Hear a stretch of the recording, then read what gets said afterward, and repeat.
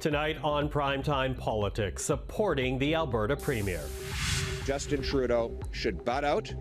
He should let parents raise kids and let provinces run schools and hospitals. Conservative leader Pierre Poilievre lashes out at critics of Alberta's recently proposed transgender policies, calling them an attack on Danielle Smith and on parents. Coming up, we'll speak with former Calgary Mayor Naheed Nenshi, who says the proposals will harm Alberta children. Also, we continue to be cohesive as a collective support for Ukraine. As the Trudeau government continues to show its support of Ukraine, we'll examine a new poll that says a growing number of Canadians think enough money has already been spent. And we know that many Canadians are struggling to make ends meet. More money is announced to support low-income renters, but is the government doing enough to help Canadians struggling with housing? This is Primetime Politics. Hello, everyone. I'm Michael Serapio. The Conservative leader came out in defense of the Alberta Premier today, accusing the media and the Trudeau government of demonizing Danielle Smith and the transgender policy proposals she unveiled last week. A set of rules that include the following: the prohibition of hormonal treatment for children 15 years of age and younger, the requirement for parental permission for hormone therapy for anyone who is 16 or 17, banning top and bottom surgery for anyone under 17, banning transgendered women from women's sports leagues, and requiring parental permission before any student younger than 15 may use a different name or pronoun from the one they had at birth. Take a listen to what we heard from Pierre Poilievre. You notice that Trudeau has not given a single example of any of the policies that Premier Smith has brought forward that he individually disagrees with, because he doesn't want to be specific about it. And that's because he and you want to peddle in disinformation in order to demonize Premier Smith and parents. And Justin Trudeau has spread hatred against parents. He's accused Muslim parents of being hateful because they were standing up for their kids. He's attacked Christian parents. He has suggested that parents cannot be trusted with their kids, and I disagree with him. I think we have to trust parents. No one cares for their kids more than parents. Well, to talk about this and the transgender proposals in Alberta, we're now joined by Naheed Nenshi, the former mayor of Calgary. Mr. Nenshi, thank you for joining us. Good to see you again. It's great to see you. Thanks for having me. So I do want to begin here with Pierre Poilievre. This argument that those who are being critical of the policy proposals are being anti-parent. What do you say to that? Well, you know, I don't spend a bunch of my time thinking about what Pierre Poilievre has to say about everything, but it is interesting. You know, I wonder if the man blames Justin Trudeau when he runs out of milk for his cereal in the morning. When he was asked the question yesterday, he was clearly caught off guard and just yelled at the cameraman for asking him such an impertinent question. And then today he'd had some time to think about his notes. But what is ironic about the statement that he's made is he said that Justin Trudeau has not highlighted what in the policy he disagrees with. Well, Mr. Poilievre did not highlight what in the policy he agrees with. And if we can zoom in just on one thing, he says it's all about parental rights. Well, in fact, what this policy does is it removes the rights of parents. It says to parents who've been working with their children, who've been working with mental health and physical health professionals, that you can no longer approve the best standards of care for your own child. The government will tell you you cannot do that. And I'm referring to puberty blockers, for example, before the age of 16. They're not much use after the age of 16, so they've basically been banned. And, you know, to Mr. Poilievre's point, certainly we all want a world where a child is supported by their family, by their teachers, by their doctors, by their community. But there's a lot of misinformation in what he is suggesting. So, you know, I know he's often spoken about his sympathy for the LGBTQ community, the fact that he has gay family members. He might want to talk to those family members about their own coming out story and understand that everyone has to decide and be supported in who they tell and when. And the policy of the Alberta government is that schools will have to out children. and tell their parents perhaps before the children are ready to tell their parents themselves. And every ounce of research that's been done on this shows that that is not good for the child's health. And in some cases, even Premier Smith has admitted, she calls it a rare handful of cases. But in fact, their studies show that there are significant amounts of cases. I've seen one study, and I don't have the stat for it, so I hesitate to say that it's absolute fact, but it talks about nearly 1/4 of trans kids are kicked out of home. And what Premier Smith has said is that in those rare handful of cases where there is abuse, then we'll deal with it via Child Protective Services after the abuse has happened. That's not good enough for kids. And I think Mr. Poilievre needs to understand that he can use as many cheap sound bites as he wants about parental rights, but this policy actually takes away parental rights and significantly has the potential to harm children. There is a much better way to move forward on this, if indeed we want to move forward on it at all, if indeed we think there's a problem that needs to be solved here. Okay. You know, I did speak with Danielle Smith yesterday, and she says by making these proposals, what she ultimately wants to do here is to make sure that anyone who pursues gender therapy is essentially getting the right supports, not rushing or being pressured into anything. And also, she does point out things like bumping up child protection. Do you not take any comfort in at least her motivation? Do you doubt her motivation here? No, none whatsoever. Because if she thought that this was a significant problem that needed to be fixed, then she would consult with people in the community. She would talk to parents and teachers, and she would start a conversation with Albertans about it. Instead, you know, on your show and on many other shows yesterday, she was directly asked the question, who did you consult with? And she couldn't answer it because she hasn't consulted with anyone. She's done this based on what she's seen on the internet, done this based on what activists are pushing her to do. So for example, you know, I think most reasonable people would say, look, I'm really uncomfortable with the idea of irreversible surgery on someone before they're 18 or older. Well, here's the thing. No one in Canada has ever received bottom surgery under the age of 18 because we don't do that. And in very, very rare cases, after someone has been working with mental health professionals and always with parental consent, because you can't do anything unless you have a minor who is considered to be independent. You can't do any medical procedures on a kid without parental consent. All of that exists right now. And there are some rare cases, fewer than 20 in Alberta per year, where people do get top surgery, breast reduction surgery, but we don't know. There's no data on whether that's for gender reassignment or whether it's for cancer or any other issues that are occurring. But it affects a very small number of people. And the Premier knew exactly what she was doing by inserting this into the public debate. It's a distraction. It's a chance for her to get people fired up in her so-called base. But it's been done without any consultation at all. The one example that she raises, a tragic story of an Indigenous woman who feels that she made an error. Well, that person didn't start the process until they were 19. They had 2 years of psychiatric care and then had the surgery at 21. Maybe that was the wrong thing, but Premier Smith's proposals would do nothing for that situation. And you mentioned the activists more than once being pressured by her base. You know, for people outside of Alberta, why do you think, what's the motivation here for the Premier? I hate to be cynical about this because I've known the Premier for 30 years. And in fact, I said on the weekend that a year ago, I was at a high school in Calgary and I was asked by a student who was presenting as non-binary, you know, do I need to be scared to live here in Alberta? And I said, look, Danielle Smith is many, many things, but I've known her for 30 years. She's not a hater. She often talks about her own non-binary family member. She's not going to come after you and your friends. You can be safe here. And she did.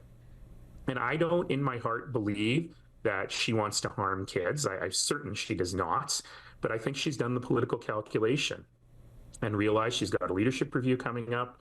She's got people, right-wing activists who say they control her. Maybe she's scared that they do. Maybe she doesn't want to take a stand against them. But, you know, if, for example, those right-wing activists said, you know, we hate Muslim parents or we hate Jewish parents, she wouldn't act against them. But, you know, she's done the calculation that this is a relatively small group. She feels like polls are on her side. She's going to be okay. And my argument to that is, look, polls don't decide human rights. Human rights are minority rights for a reason, and you can't do them based on public pressure. You know, I'm quickly running out of time here, but I have to ask you, because what you're saying right now, the passion with which you bring with it, you made an impassioned speech over the weekend in a protest against these policy proposals. and that is raising speculation about your own political future. Are you going to run for the provincial NDP leadership? Well, I wish I could say, as some conspiracy theorists are saying, that, I planted that speech to start off a campaign. Sadly, I don't have that kind of control over Danielle Smith to be able to announce such a hateful policy just as politics are going on. The answer is, look, I haven't contemplated a return to politics. I've got a good life. But a lot of people have been calling, a lot of people have been asking, a lot of people have been saying, look, you're the right guy to to use a term, to take back Alberta from this government that doesn't represent us. So I know this sounds like a dodge, but it has the benefit of being true. I'm listening to a lot of pitches right now, and I'm going to take a few weeks to think about whether this makes sense, whether this is good for Alberta, and I'll probably have something to say at the end of the month or the beginning of March. Okay, well, we'll call you. Until then, Naheed Nenshi, thank you very much for the time. Thank you. We are approaching the 2-year anniversary of Russia's illegal invasion of Ukraine. In the early morning on February 24, 2022, the Kremlin ordered a full-scale attack, launching simultaneous air and ground operations, undertaking the largest military invasion of a European country since World War II. Now, since that day, hundreds of thousands of lives have been lost, and Ukrainians are still fighting Russian forces to this day. Canada has stepped up, investing billions of dollars in Ukraine's war effort, but according to a new poll out today, many Canadians think it is time Ottawa stops. A stark contrast from the resolve we heard today from the federal government. Our role will be to continue to stand up for the principles that we began with in support for Ukraine. That set of principles included ensuring that we stand up for the international rules-based order that has maintained the peace since the Second World War. And that also means listening to many communities within Canada who very much still support the Canadian effort to provide aid to Ukraine of all sorts. That's it for today. Thank you. Well, joining us now is Shachi Kurl. She is the president of the Angus Reid Institute, which conducted the poll on attitudes regarding Canadian support for Ukraine. Shachi, good to see you again. Thanks for having me, Michael. So here we are approaching the 2-year mark of this invasion, and your poll is really tracking the significant increase in the number of Canadians growing tired of supporting Ukraine. Now, you phrase it as Canadians who say this country is offering too much support. Can you tell us a bit more about that? Well, the question in itself gave Canadian respondents a series of options. In terms of the support that we've offered Ukraine, has it been too much, too little, the right amount? Are you not sure? Do you have an opinion on it or not? And so that too much versus too little number was really what we were trying to remeasure, because it's a question we've asked in the past, and we've really been asking that question since the beginning of hostilities. And it's followed up by a series of questions about actual things that Canada has done or others have argued should do in terms of offering that support. So everything from sending aid to sending lethal weapons, military training, etc. All of these things have been factors.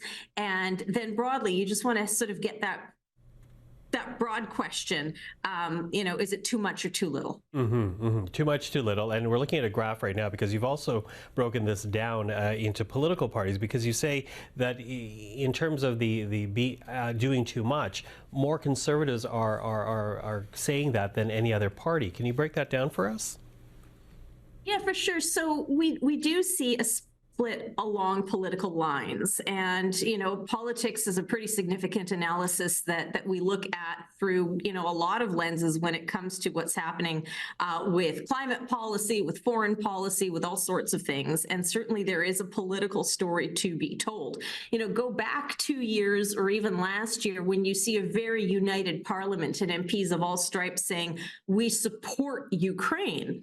But of course, we saw last fall the Conservative caucus voting against that Canada-Ukraine trade agreement. And I think many Canadian Canadian observers were left a little bit wondering, like, what's up with that? Well, part of what's up with that is the fact that 43% of conservative 2021 voters, past conservative voters, now believe that Canada is doing too much for Ukraine. It's important to note that you see that across the political spectrum, but in the case of past Liberal voters, it's gone from 5 to 10%, so it's doubled, but doubled from 5 to 10%.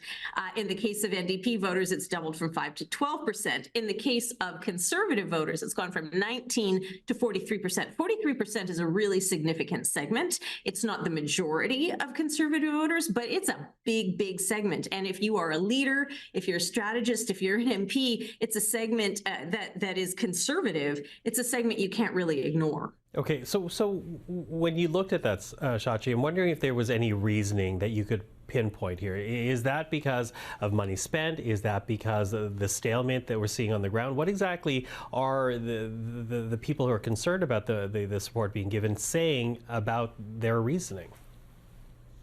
It's a couple of things. First of all, we know that there's a correlation between the level and the extent to which people are engaged in and dialed in and watching the situation in Ukraine on a regular basis. And certainly after the events of October 7th, the focus has been so much on the Middle East, so that we've seen people, really Canadians of every political stripe, not watching the conflict as closely. But we also noted that past Conservative voters are more likely to be watching this situation and following news on Ukraine a little bit less. We also know that people who are following the news a little bit less when it comes to what's going on the ground in Ukraine are more likely to be a little bit more hawkish and a little bit less, let's say, engaged or committed to that sense of keeping up support over the long term, no matter what it takes. So some of this is about level of engagement. Some of this is certainly, I think there is an element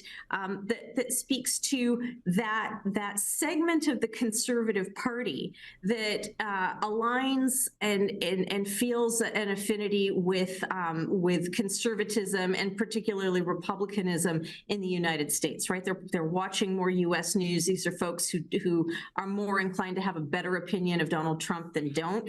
They don't represent the entirety of the Conservative base. We have to be really clear about that. But they're a segment of the Canadian Conservative base. So there is that Canada First aspect of things as well, where it's like, well, why are we even in Ukraine? That is an open debate and conversation happening in the United States, where I'm speaking to you from today, but also in Canada, particularly within the ranks of the Conservative base, not the Conservative Party, not the caucus or the MPs, but voters. So a lot of those voters were like, well, what are we doing? Why are we there? Why are we helping?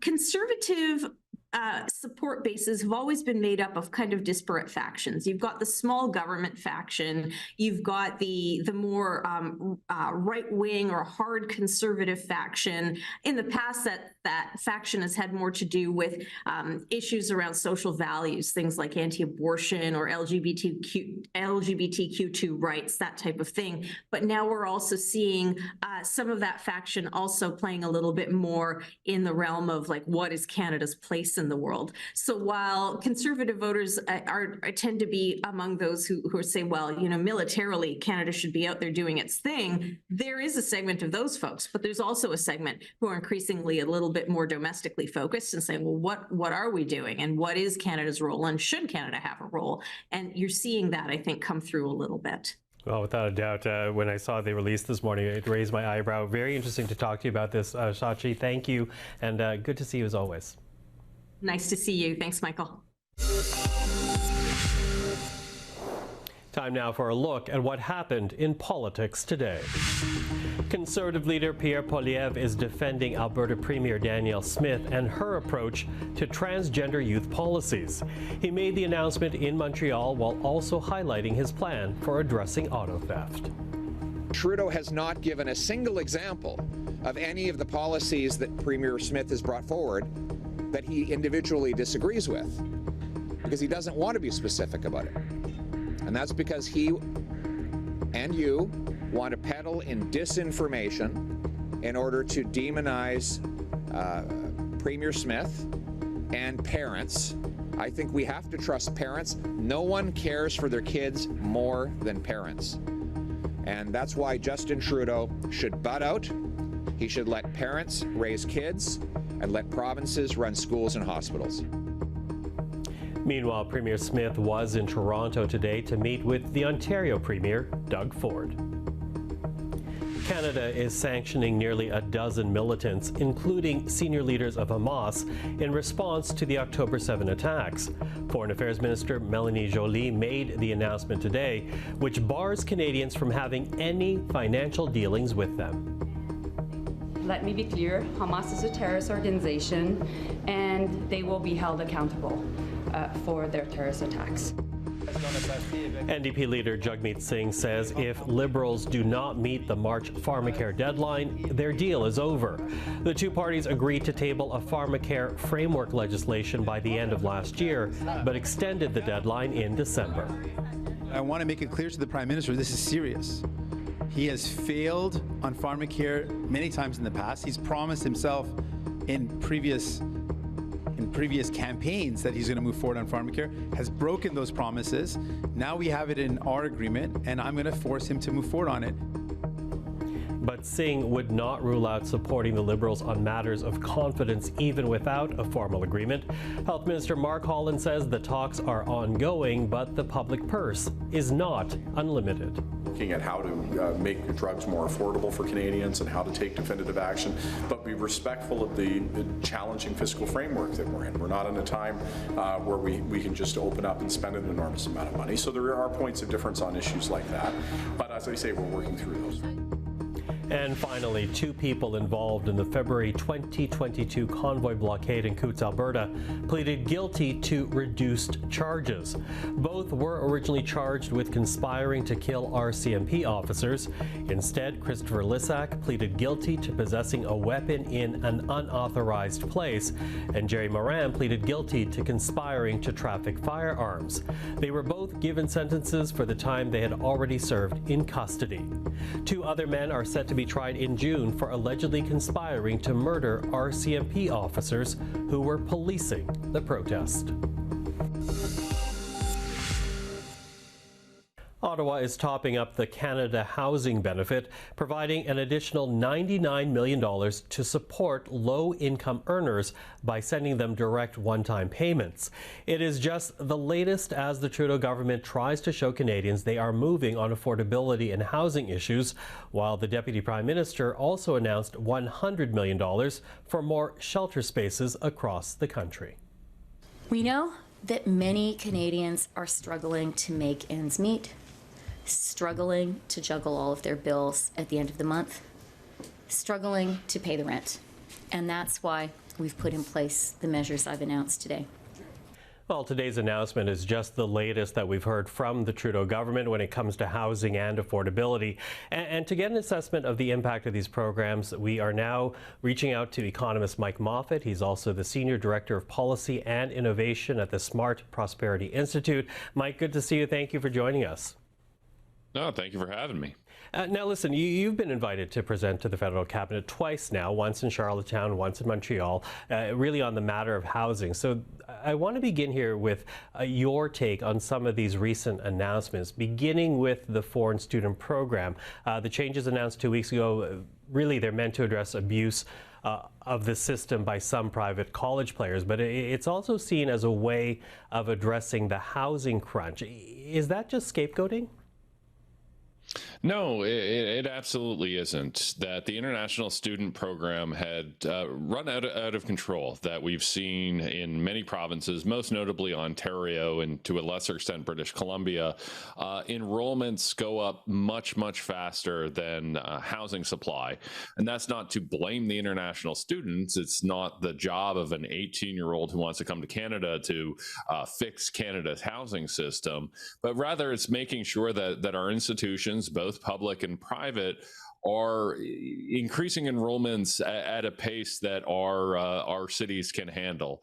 So the same way that we have caps on permanent immigration, I think it makes sense to have caps on non-permanent programs such as international students.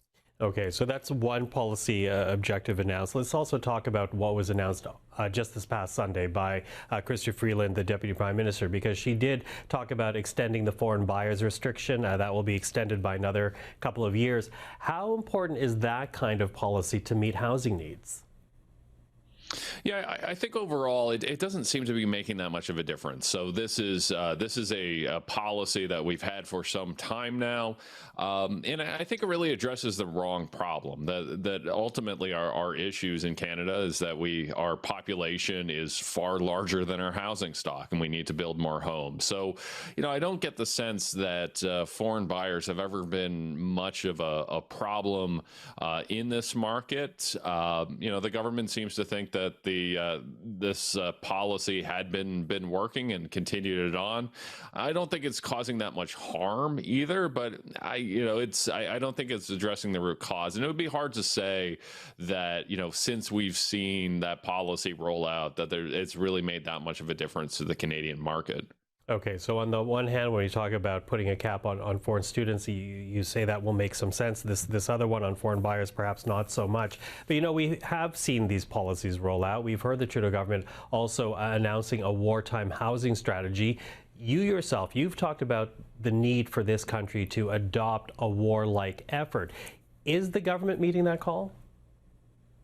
Well, they're certainly a lot closer than they were, say, a year ago. We've had a number of policy rollouts, including removing the HST on purpose-built rental.